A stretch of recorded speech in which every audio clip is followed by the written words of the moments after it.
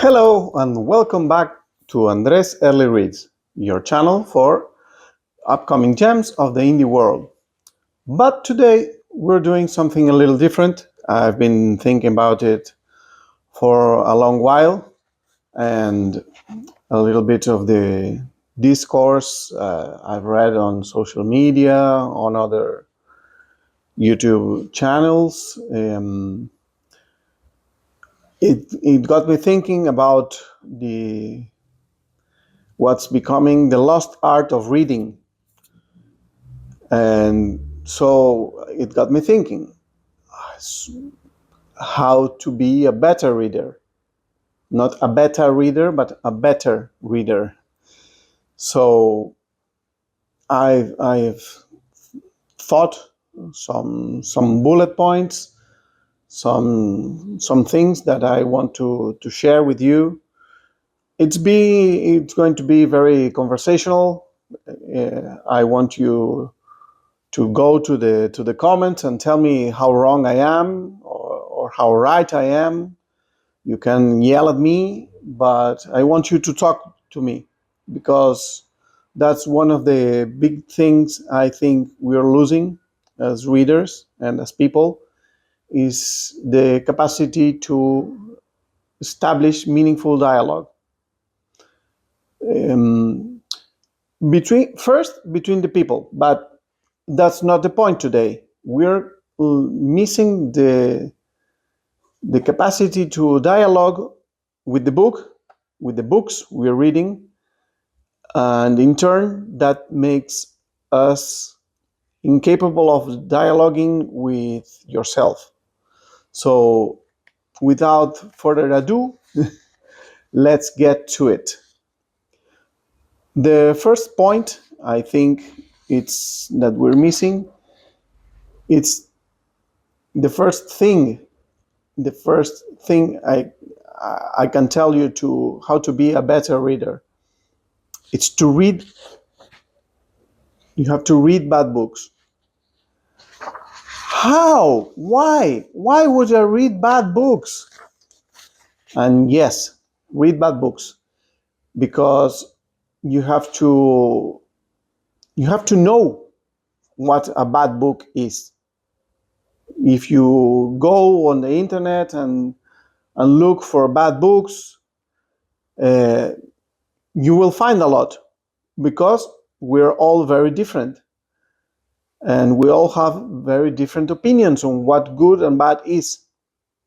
So go grab a bad book, read it, try to read it, but form your own opinion about it.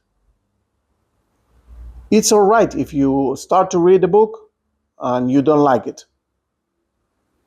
Go ahead, close the book, but you have to know. That's the key thing. And you have to see why it is bad, why the book is not working for you. You perhaps the book is talking about things you can't relate. Perhaps the book is talking about things you can relate, but you don't want to relate to. So that's that's meaningful reading. You have to discover why the whys of the bad book aren't working for you, but you have to be informed. And that makes you a better reader, because you get to know yourself better, your tastes better. Perhaps you discover that what many people thought was a bad book isn't so. You might be surprised. And that's a great discovery. Finding pleasure in something others didn't. And that's your pleasure. That's your liking. The next bullet point: read good books. Ah, yes, Andres, that's very, very insightful of you. And yes, that's very insightful of me. What makes a good book? You have to go and find out what makes a good book. What makes it a good book for so many people to call it a good book. Everyone loves Count of Monte Cristo. A lot of people love Lord of the Rings. Many people. Some people don't care about those, but they're generally called good books.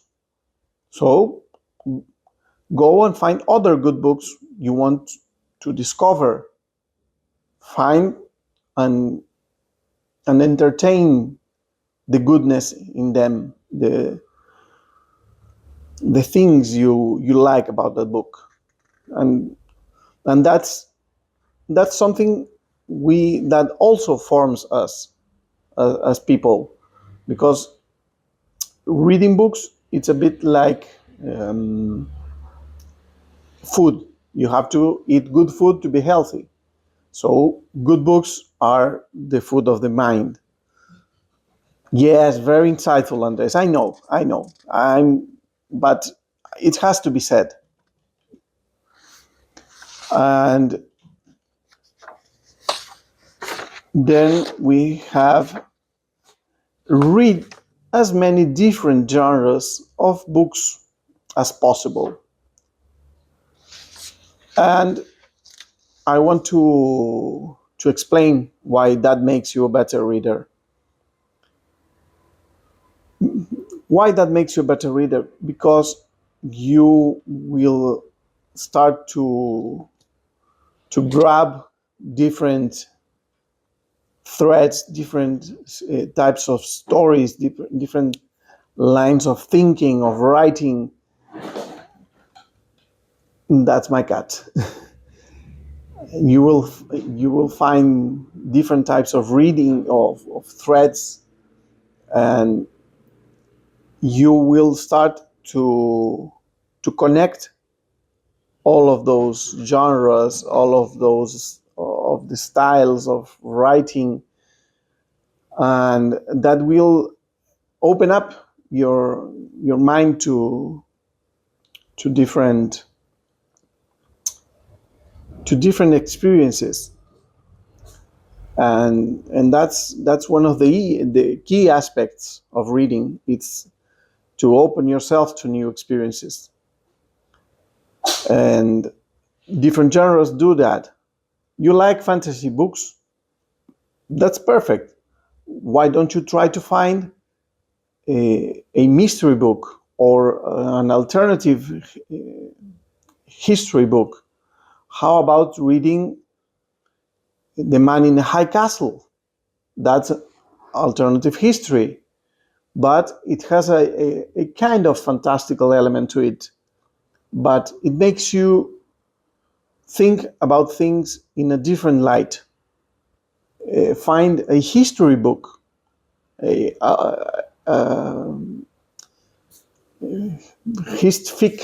historical fiction. Find about Julius Caesar. Find about Napoleon Bonaparte. Find different things, and perhaps you will be surprised about what you find there. It's about the experience.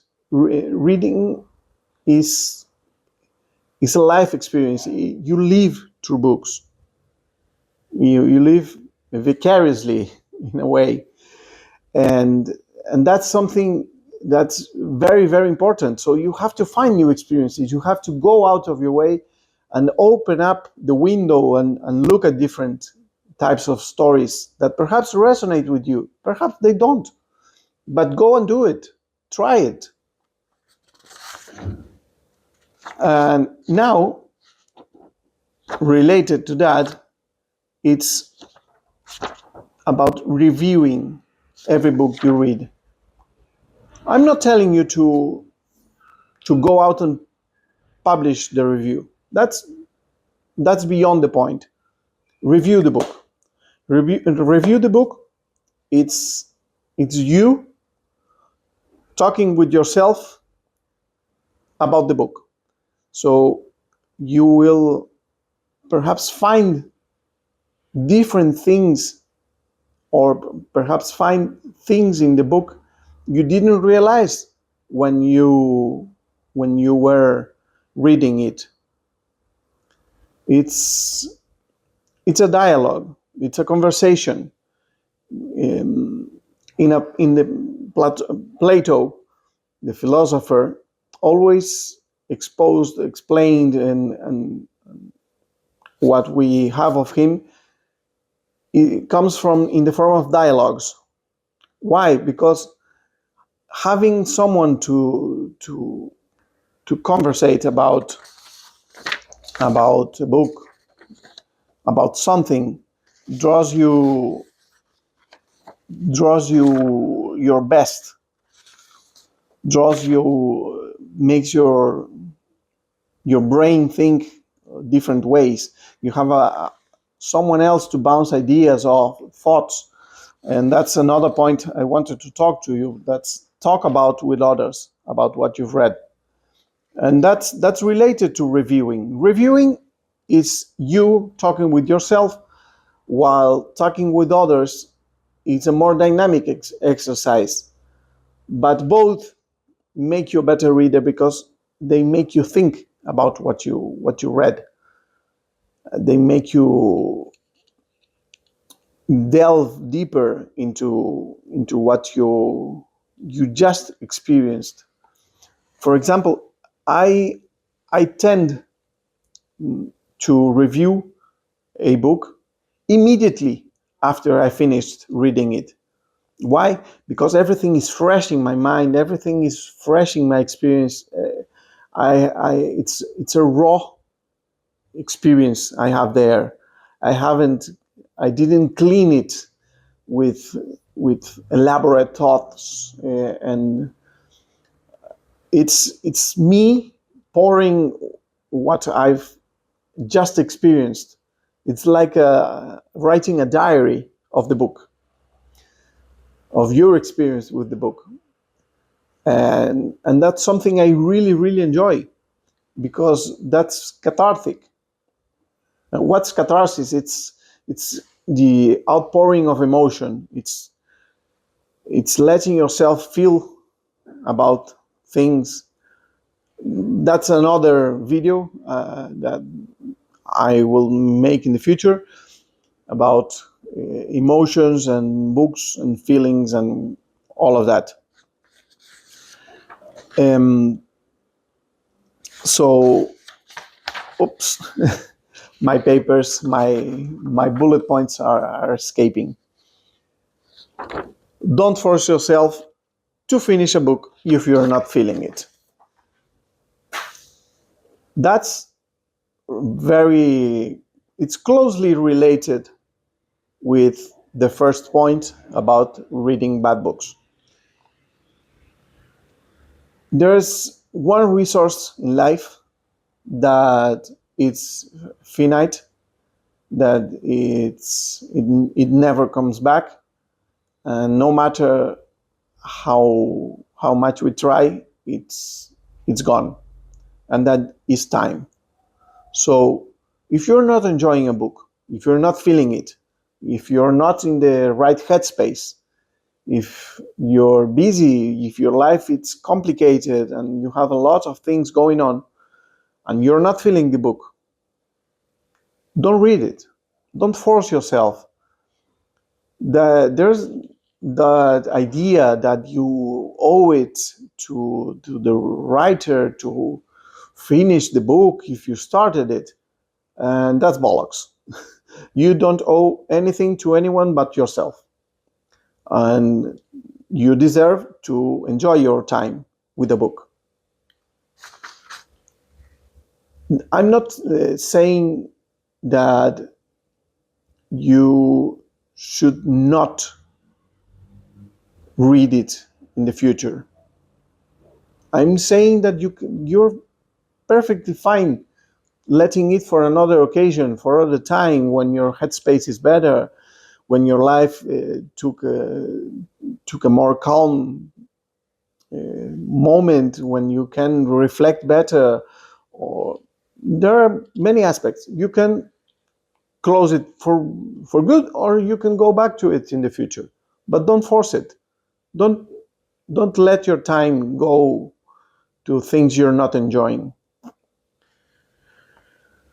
And now, read every day.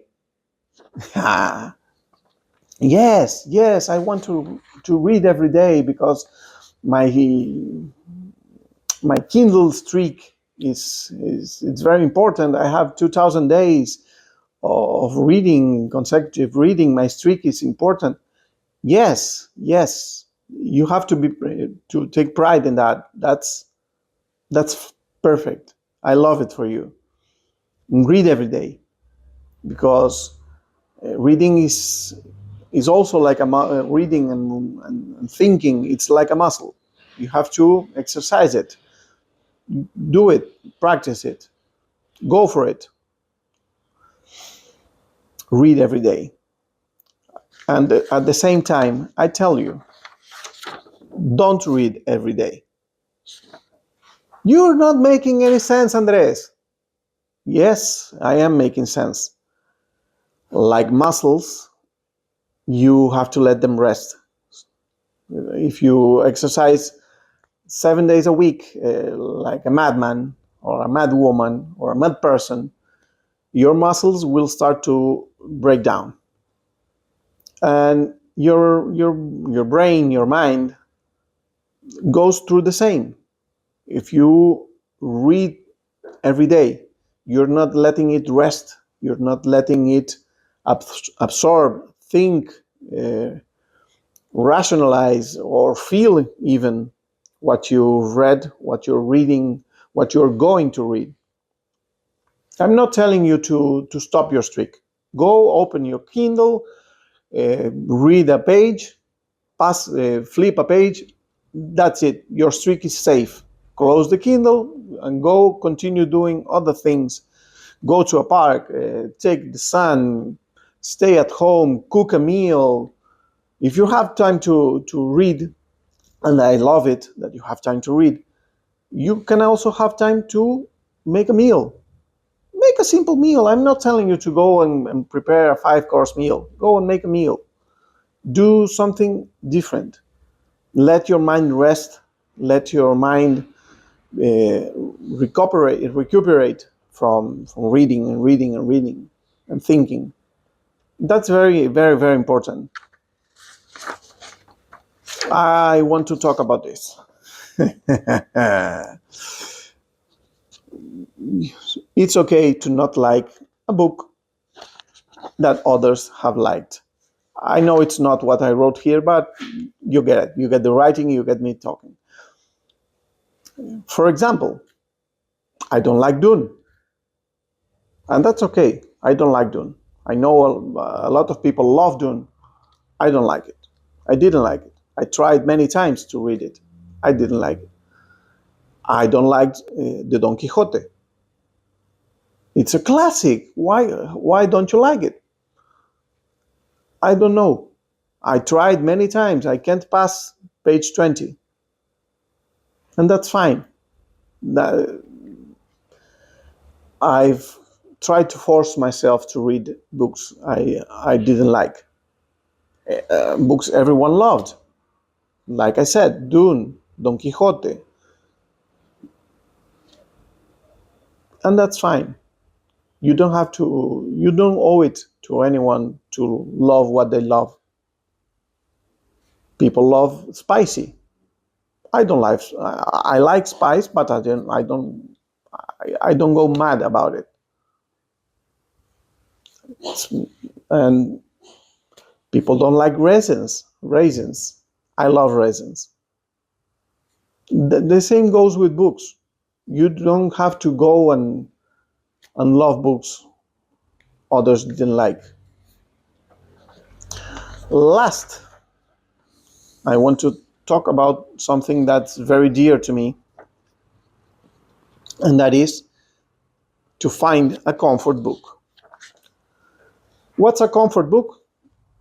I expect a lot of you to have a comfort book.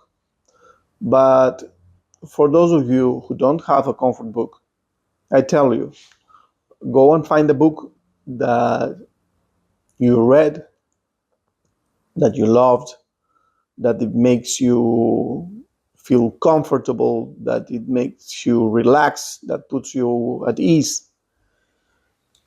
And that's very, very important for the times we live in. These are very difficult times, very complex times, stressful times. We all have issues. We all have problems. We have to think about life in those terms, because that's it. But when that becomes too much, you could and should go to your comfort book, because that will let you enjoy life better, because you will find a place where you can become yourself again. But there's another function of comfort books, and is that you can delve deeper, you can go deeper into the book, and understand better the nuances, the intentionality of words, of phrases, and that it's very, very cool, because you can then extrapolate that knowledge, that deeper knowledge you've acquired from your comfort book, into other books. And in a sense, that's also related to reading different genres of books, because you're reading a fantasy book, perhaps it has mystery elements, perhaps it has thriller elements, perhaps it is related to political or historical aspects that we've went through as humans. And that's very, very important for us to be able to understand better the books we're reading. The more you know about life in general, about many different aspects of life, you will make you a better reader. I always talk, not in videos, but with my friends, about books that marked me, that were vital for my formation as person. And one of those books, it's The Structure of Scientific Revolutions. It's a book by Thomas Kuhn that's about knowledge, about what happens when new knowledge it's coming through and breaking through, and a scientific revolution is about to happen. But you can take that knowledge of the book about scientific revolutions and understand that's there are many human aspects. There are a myriad human aspects to it, that you can use it to understand other books, to understand life better. That a scientific revolution will cause people to reject it, to oppose it, because it's new, because it's different, because it's not what they've lived all their lives with it. And that the same happens with every other thing in life, with new things, with different things. And you have to understand those aspects. So I want you to go and berate me. I want to go and talk to me in the comments about these bullet points I've thrown away in the floor right now. I want you to come at me. I want you to engage with me and talk about this, because I want every one of us to be better readers. I want every one of us to understand better the books we're reading and the world we're living, because when you understand books better, you will understand life better. And the more you understand life, the more you will love it or hate it, but you will understand it better. And that's vital for us as humanity, for every one of us, for you as a person, but for every one of us, because that will make us more empathetic, more understanding, that will make us better people. Better readers are better people. So thank you for listening. Thank you for staying to the end. I hope you enjoyed it or hated it. I don't mind it if you hated what I said, but come talk to me why you hated it. Tell me what you think about these things. Once again, thank you for coming to Andres Early Reads in a very different video. I hope your mags will always be full and your TBRs never be empty. Take care. I hope you come back.